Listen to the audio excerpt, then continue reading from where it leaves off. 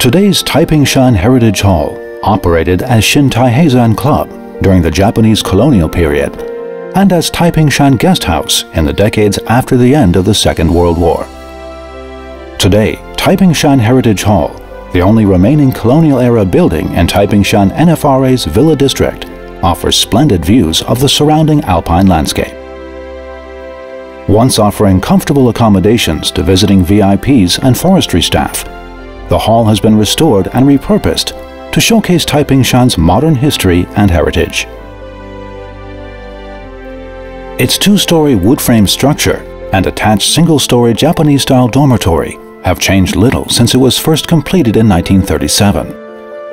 It stands today as a venerable symbol of Taipingshan's modern forestry heritage.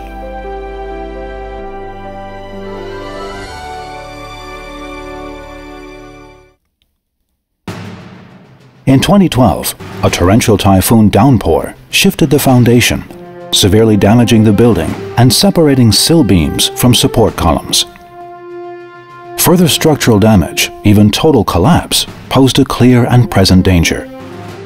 To safeguard Taipingshan's historical heritage and protect this witness to Taipingshan's century of forestry history, in 2018, a rescue and restoration effort was launched in earnest at this logistically difficult site at 2,000 meters above sea level.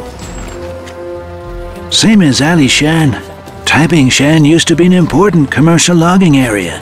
Alishan opened up earlier, but Taipingshan ultimately produced more timber volume. That's why this building was built so well, made with lots of attention to detail. There were 5 rooms on the first floor, all for visiting forestry office staff.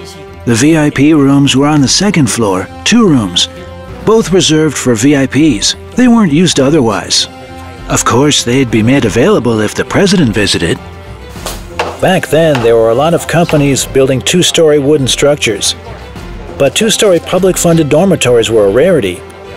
This is a rare example of a public agency dormitory from that time. Once we finish our disassembly survey, we'll take everything apart. Then we'll firm up the foundation and put everything back in place piece by piece. I reckon that after the restoration, this building will stand here forever. It encapsulates the modern history of Taipingshan.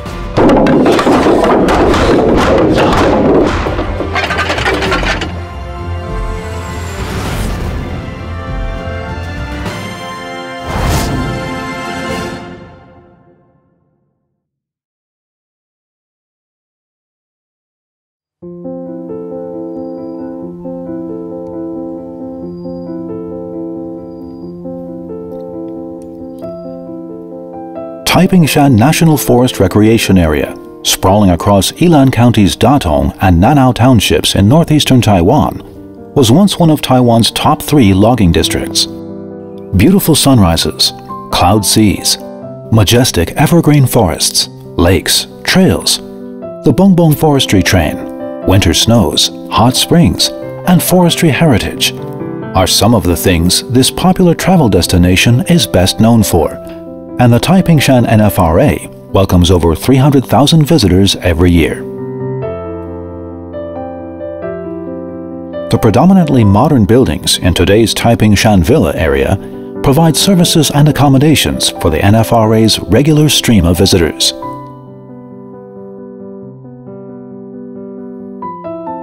But back in the days of Taipingshan Logging District, the villa area was a home to forestry workers and their families. Most of the buildings here, including offices, machine shops, schools, and worker dormitories, were framed in wood. This building, today's Taipingshan Heritage Hall, was one of the few structures here that was designated to provide accommodations to outside visitors.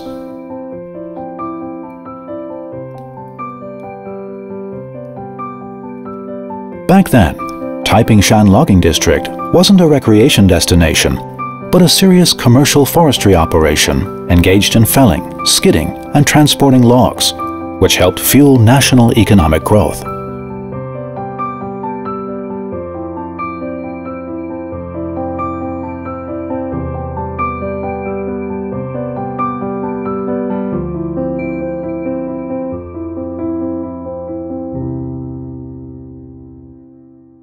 In 1914, 19 years after Taiwan's absorption into the Japanese Empire, and after colonial indigenous management policies had brought Taiwan's mountainous regions under effective colonial government control, Taiwan's government general dispatched surveyors from the Forest Management Bureau into the mountains of Yilan. They returned with data on ancient forests rich in high-value cypress. That following November, the first loggers and log transport specialists, as well as logging engineers from Alishan Logging District, arrived in Yilan to establish logging operations. The Japanese renamed this mountainous region from the original Atayal, Miannao, to Taiheisan, meaning Mountain of Peaceful Calm. The so-called early period of logging at Taipingshan had begun. Commercial forestry on Taiheisan improved steadily over the subsequent 2 decades, with the scope of early period logging expanding outward into the Maoxing and Sanxingshan districts. With the focus of logging now far from the initial base camp, the base of operations was moved from Old Taipingshan to New Taipingshan in 1937.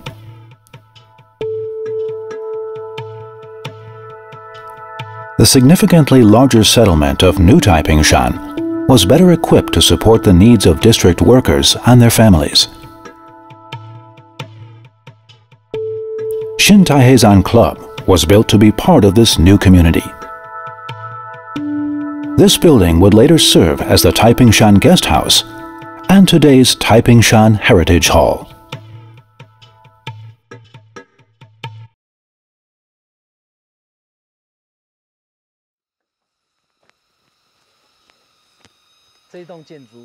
This building has stood here since the early days of New Taipingshan. It's been renovated, but structurally it's the same as when it was first put up. Classic Japanese building techniques were used in its construction.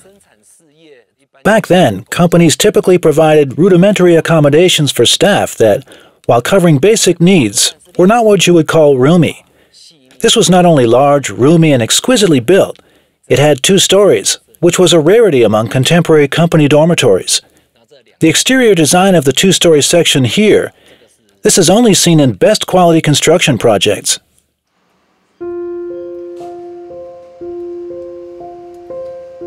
The Shin Taiheisan Club building was built primarily of native hinoki cypress.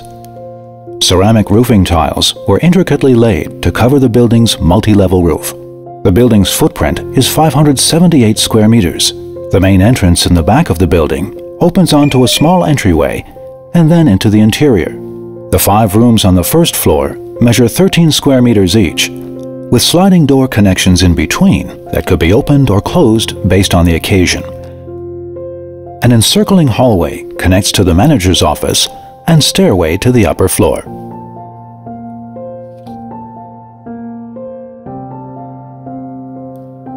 The 2 rooms on the second floor are 13 and 17 square meters each.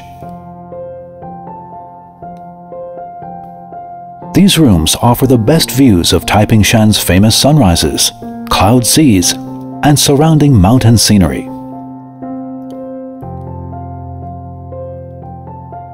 Classic Japanese architectural design elements, such as recessed areas, alcoves, and study nooks, further highlight the uniquely special character of this heritage building. The Shin Taiheisan Club was significantly more refined and comfortable than other structures built at the time in New Taipingshan. The reason for this can be found in its name. Shin Taiheisan Club was designed as a place for employees to socialize and relax, and for the Forestry Management Bureau to impress and pamper visiting guests. Unfortunately, the glory days of New Taipingshan were short-lived. The Second Sino-Japanese War erupted the same year that New Taipingshan opened, and not many years after, Japan became embroiled in the Pacific War after attacking Pearl Harbor in 1941. To meet the expanding demands of its industries and military, Japan significantly expanded Taiwan's forestry labor force. Timber and lumber volumes from Taipingshan logging district rose to record levels, with Taipingshan often generating the most timber of all of the island's logging districts. The breakneck pace of logging at Taipingshan didn't slow up until the war's end in 1945. After 50 years of Japanese colonial rule, the Allies reassigned control over Taiwan to the Republic of China. The ROC Forestry Bureau took over the Taipingshan logging district, and the Taihezan Club was given a new name, Taipingshan Guest House. Taipingshan Guest House. Grandpa, Grandma, my dad, Mom, my uncle, my cousins. My name's here, my younger sister, my brother, and my youngest sister. This is the guest house registry. It was located on the highest level of Taipingshan Villa. The only building higher up was a temple. Right here is the Jenon Temple. The guest house was run by the government. It had a manager and was used to host visiting officials from the Forestry Bureau.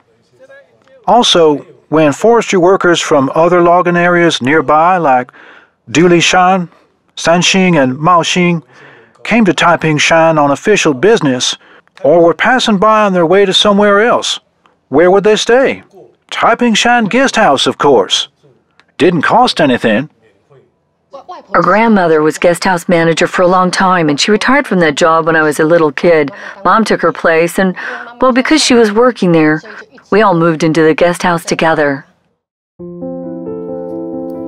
For over 50 years after the end of the Second World War, Taipingshan Guest House provided short-term hostel accommodations to Taipingshan Villa visitors. Staying in this alpine hotel is a memory shared by many visitors to Taipingshan Logging District. But those arriving with hopes of revisiting and re-experiencing this venerable old building instead saw a building on the verge of collapse.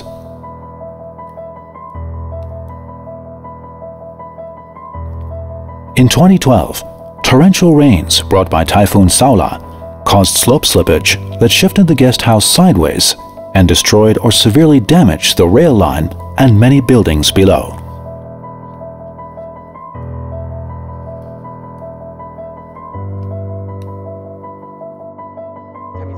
Accumulated rainfall at Taipingshan Villa is normally below 1,000 millimeters, which keeps things relatively stable. Typhoon Saola brought over 1,300 millimeters of rain. We think it was the weight of saturated underground aquifers that caused the collapse of surface soils. Working to re-establish slope integrity after the typhoon, we drilled 50-meter-long bores that penetrated beyond the affected slope section, installed 10-meter earth anchors, and laid down a lattice beam section along the slope surface to fix everything in place. Also, in addition to closely monitoring slope movement, we also monitor for major changes in underground water levels. It's been quite a few years since Typhoon Saola, and there's been virtually no movement, so the engineering effort so far has proven quite effective. We'll continue to monitor the situation. Continuous reinforcement and monitoring has stabilized the geologic substructure. Next, the supervising agency and experts focus their attention on strategies to repair, restore, and remove damaged buildings on the slope.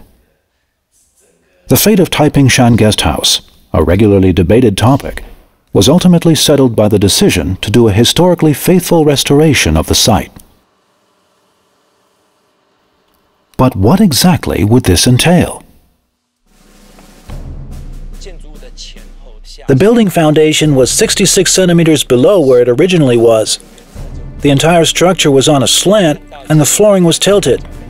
The sill beams had pulled away from the structure by some 64 centimeters. It was actually a good thing that these beams and the support columns had cleanly separated, as it kept the building intact, saving it from being pulled to pieces. There's architectural evidence of earlier structural offset. On this sliding door here, you can see that a piece of wood was added that gets progressively narrowed toward the top. So you can see the realignment made here. Typhoon Saola simply further exacerbated an existing, ongoing problem. Such severe structural damage left no alternative, The building had to be disassembled, reorganized, and systematically reconstructed, piece by piece, to complete the restoration.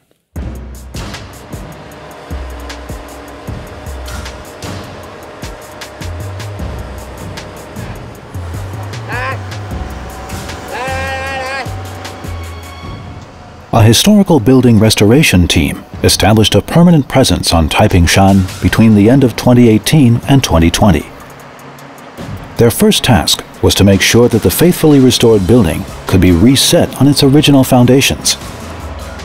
To this end, the engineering team installed an array of micropiles on the site fixed in concrete, and then erected a retaining wall made of tightly compacted soil mixed with pebbles to harden the soft soil.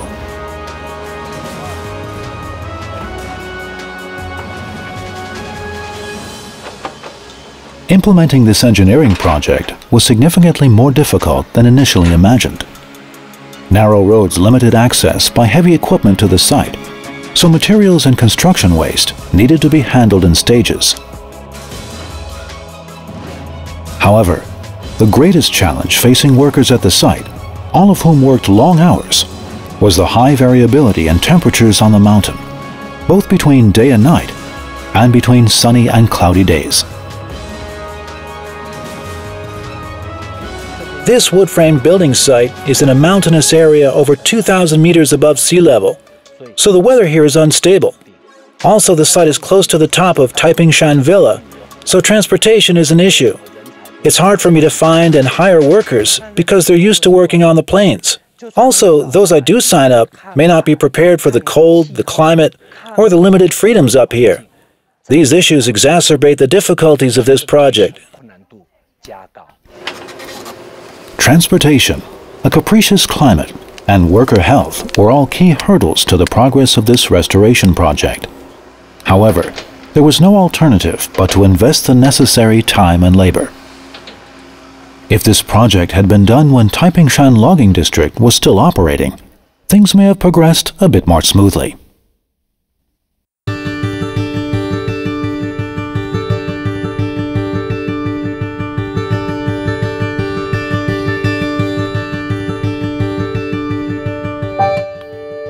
The 1960s was the most productive decade for the Forestry Bureau's Taipingshan Logging District. Logging work had by this time switched over from handsaws to chainsaws, which increased productivity exponentially. The timber industry was both a pillar of the national economy and an important job creator.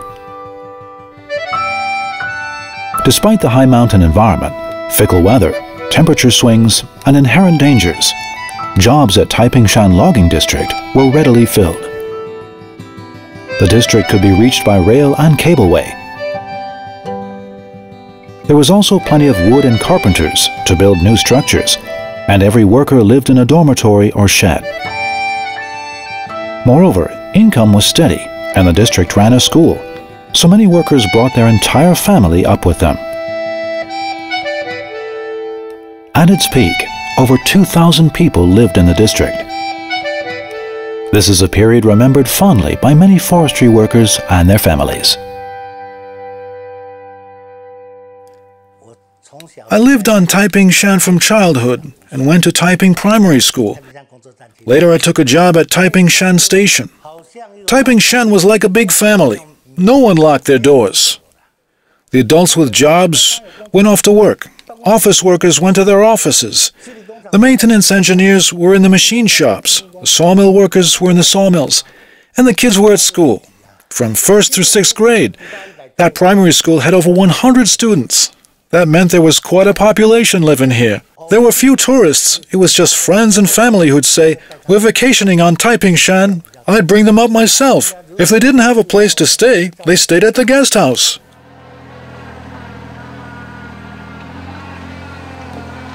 Several months later, after the foundation had been stabilized, workers prepared for the piece-by-piece disassembly of the entire building.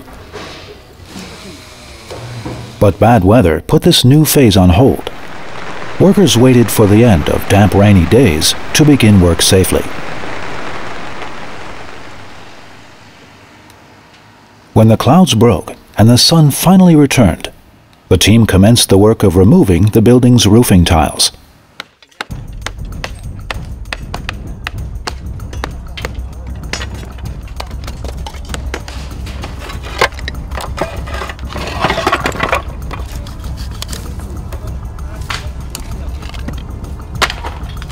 Moss and grass had overrun the roof in the years since Typhoon Saola, with vegetation particularly thick along the sunward western side. This had seriously damaged the roof and its water resistance. To achieve an authentic restoration of this 1930s building, the restoration team saved as many good ridge-end tiles as possible, while discarding tiles that were later replacements or were irreparably damaged. The restored roof would be clad with new jet-black Japanese-style roofing tiles.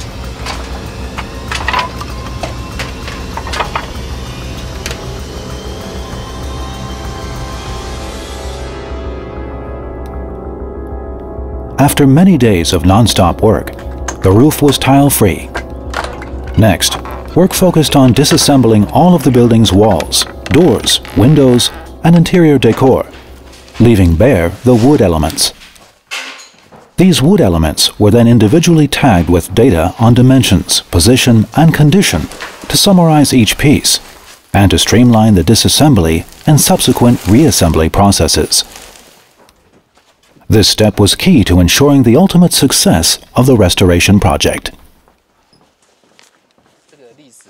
A dismantling survey was required for this historical building, and serial numbers are used to let everyone know, for example, where a post originally stood and whether wood is reusable or not. Serial numbers will be catalogued and then referenced during reassembly work. This mainly involves structural elements. Generally, good wood will be reused in the restoration, while degraded wood will be replaced or repaired. The survey identified over 800 structural wood elements in the building. 52% could be used as is, 16% could be repaired and reused, and 32% were damaged beyond repair and required replacement.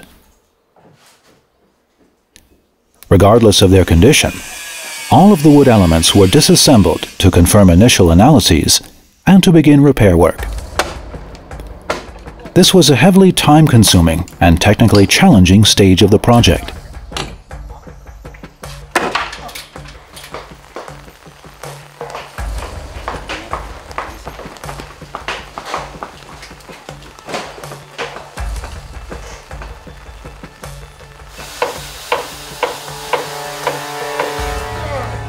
Working to save as much original wood as possible, carpenters skillfully separated each element from its joints before dismantling piece by piece the entire roof structure.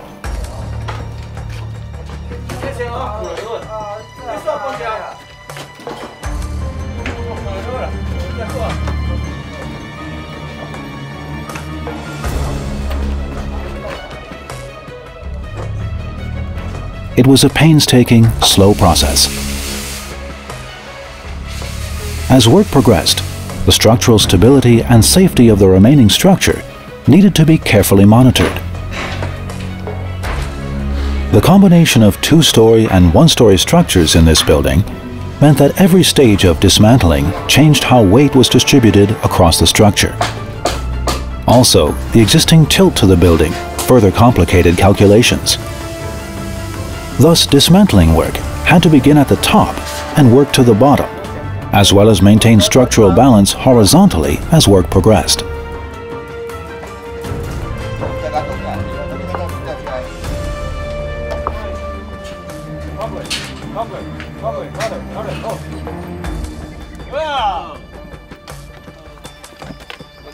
Dismantling finally finished after more than 2 months of work.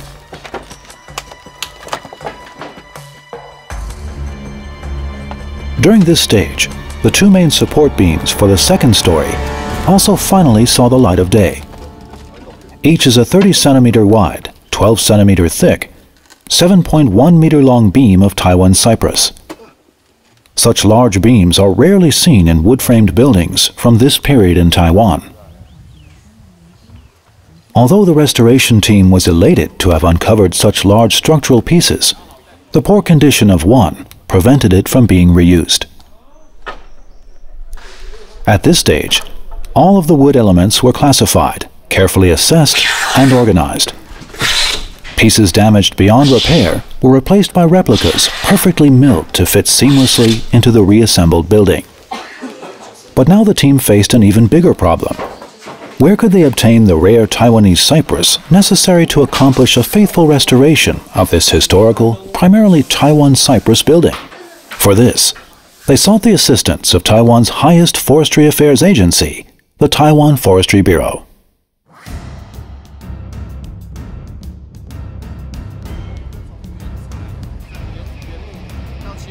Logging in Taiwan's natural forests is no longer permitted, so the logs here came to us primarily as driftwood, with the rest coming from construction sites or from trees felled for safety reasons. Because these logs still hold significant useful value, they've been brought here for storage and safekeeping. We're basically a supervisory agency. These logs are a public asset, and after we take inventory, are usually auctioned to the public and used in the marketplace. Luodong Forestry Culture Park in Yilan County's Luodong Township is home to the Forestry Bureau's Luodong Forest District Office and former home of the Colonial Forestry Bureau's Luodong Branch Office, the Luodong Holding Pond, and Lanyang Forestry Management Office. Logs from Taipingshan used to be sent and stored here before being shipped onward via rail. The booming forestry industry greatly expanded the local population and transformed Luodong into Yilan County's liveliest town. As in decades past, Luodong Forestry Culture Park is still used to store logs for the Forestry Bureau. Now, some of these logs, originally from Taipingshan, will be sent back up the mountain for the restoration of Taipingshan Guest House, today's Taipingshan Heritage Hall.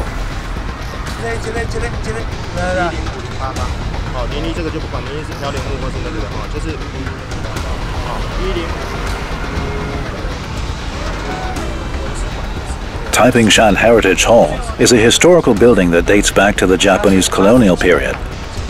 It was originally built of cypress and was made of wood sourced in the surrounding forests.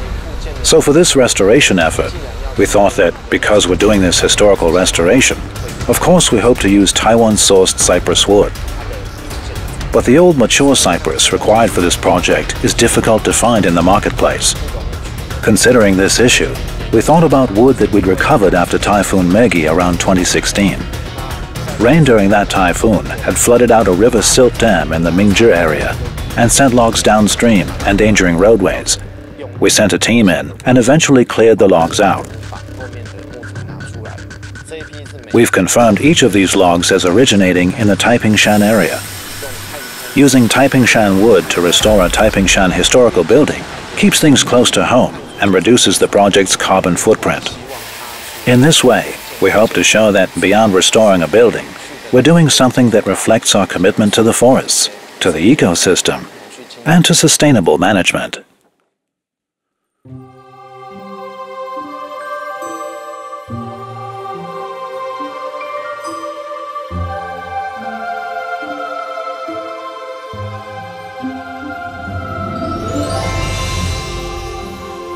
The problem of sourcing Taiwan cypress for this project was resolved with assistance from the Forestry Bureau and Luodong Forest District Office.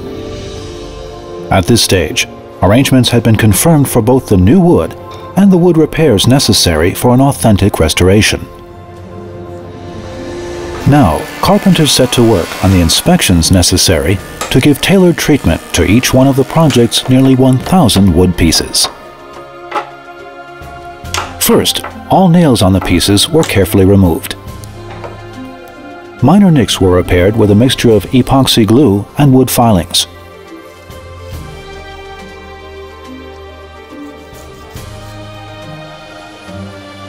Larger problems were fixed with wood inlays.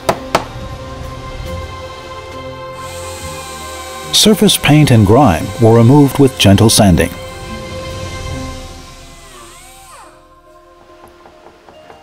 Door and window frames were repaired in line with their original designs.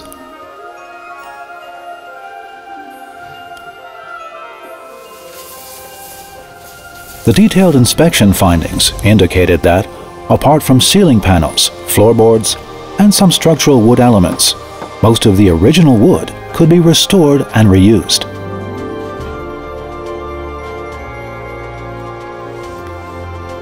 The exceptionally good state of repair of this 8-decade-old wood-framed alpine, in addition to being constructed of exceptionally durable Taiwanese cypress and being outside of the natural habitat of Taiwan's ferocious termites, is due in large part to the maintenance and repair work done in earlier decades.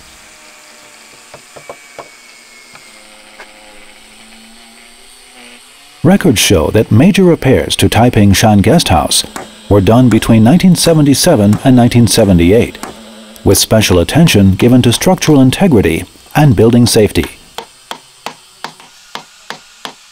The primary reason for this earlier renovation was an impending visit from a heavyweight VIP.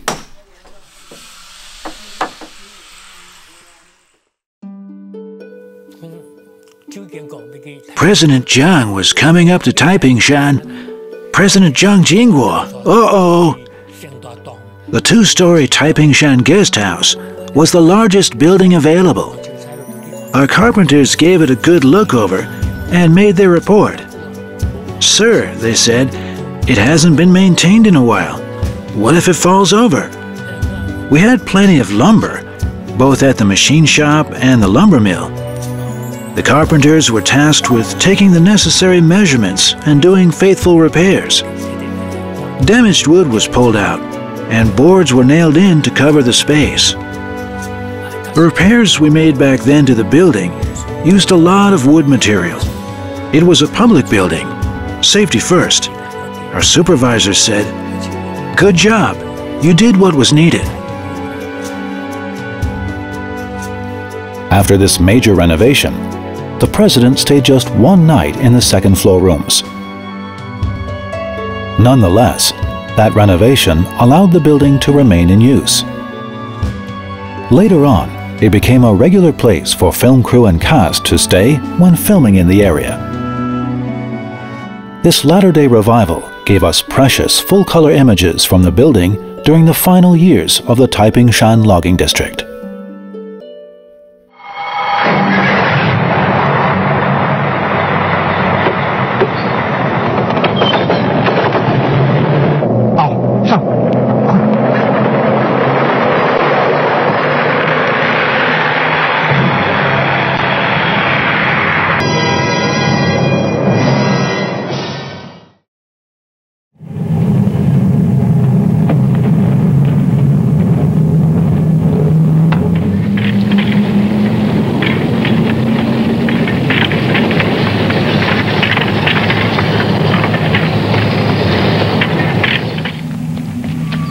少佐，这几天巡视的怎么样？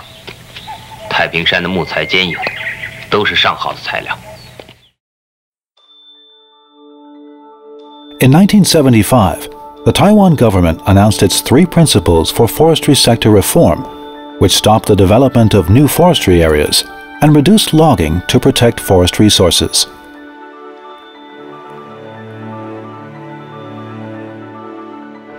The forestry industry nationwide gradually moved toward permanent closure, and Taipingshan Logging District was reorganized as Taipingshan National Forest Recreation Area.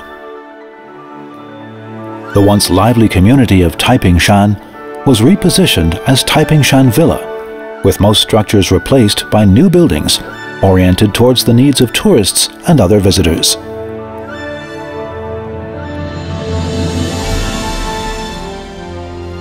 Only a few structures remained. Among these was the colonial-era Taipingshan Guest House, which, now closed to overnight guests, was rededicated as an exhibition space for forestry history under a new name, Taipingshan Heritage Hall.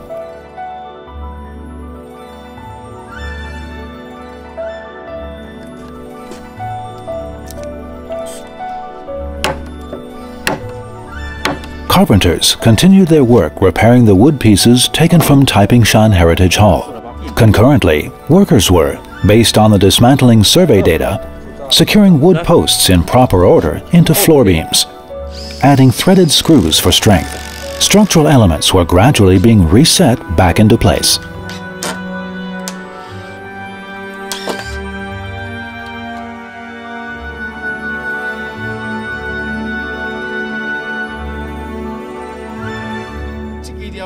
After disassembly, the damage to this piece here was identified as rot rather than insect damage. It was too damp. Moisture at the base puts wood at risk of decay. Some wood pieces scheduled for replacement were repaired instead. If the repairs are inadequate, we cut off the damaged bits and use it anyway. We can cut a tenon joint out here. Don't let any piece of original material go to waste. Make optimal use of all new materials. Reassembly work began just half a year after the building was dismantled. The carpentry team took every precaution, carefully confirming the position of each joint and every connection.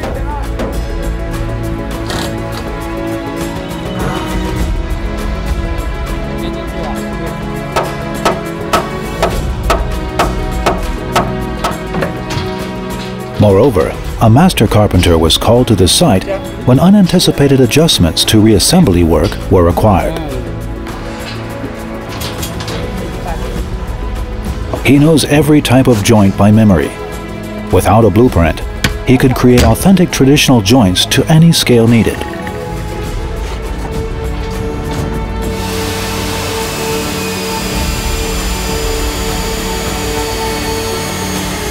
His set of professional skills fit hand in glove with this project. Apart from this, while reassembly work was closely informed by blueprints, much still relied on the experience and judgment of project carpenters. The order in which the building came down was now being replicated in reverse. Reassembly wasn't any easier either. Any misinstalled piece of wood led to all work grinding to a halt, with joints in danger of failing due to repeated teardowns and reinstallations. The logic of this 3D stick puzzle continually tested the carpenter's skills.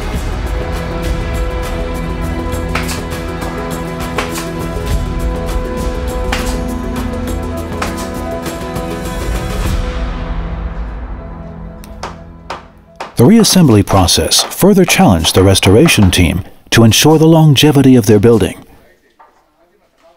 How could they help ensure it would continue standing on Taipingshan for generations to come?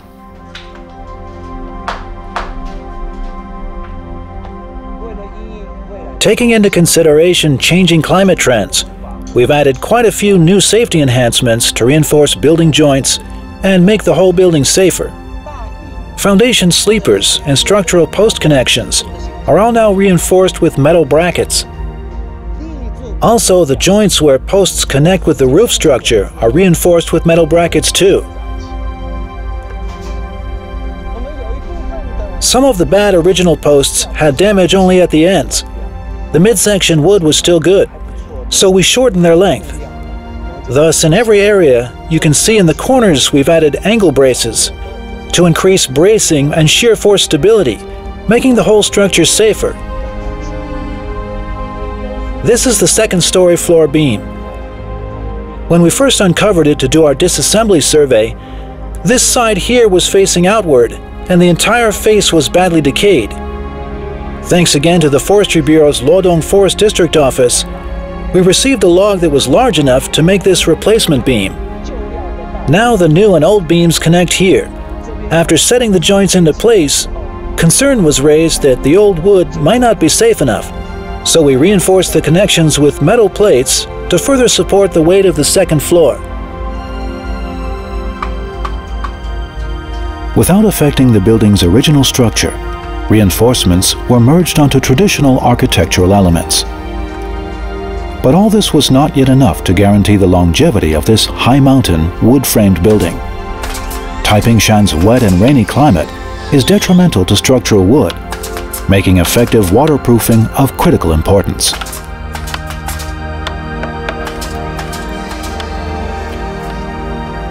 Once roof panels had been installed, the restoration team laid down overlapping rows of asphalt shingling across the entire roof.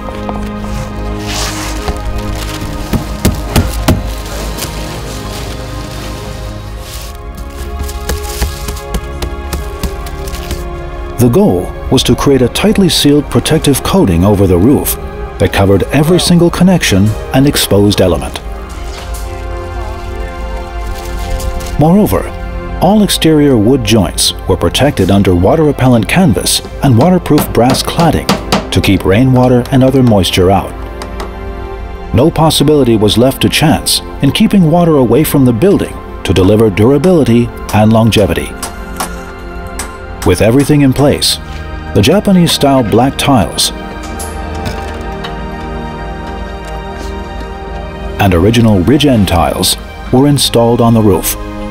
Next, the doors and windows were put back into place.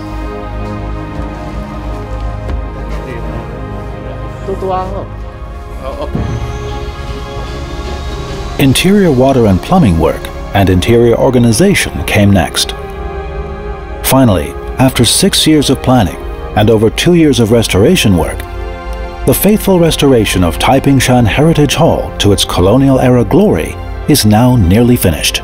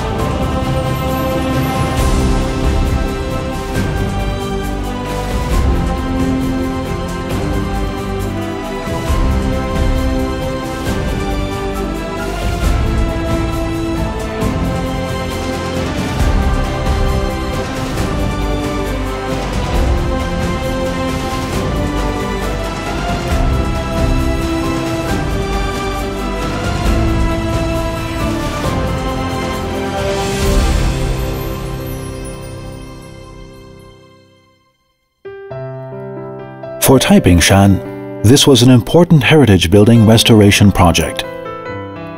More than a tourist hotspot and visitor service center, the hall preserves an important piece of Taipingshan heritage that embodies nearly a century of Taipingshan forestry history. Today, Taipingshan Heritage Hall offers tantalizing hints about those who once lived and worked here. Moreover, this is a living display of traditional wood frame construction.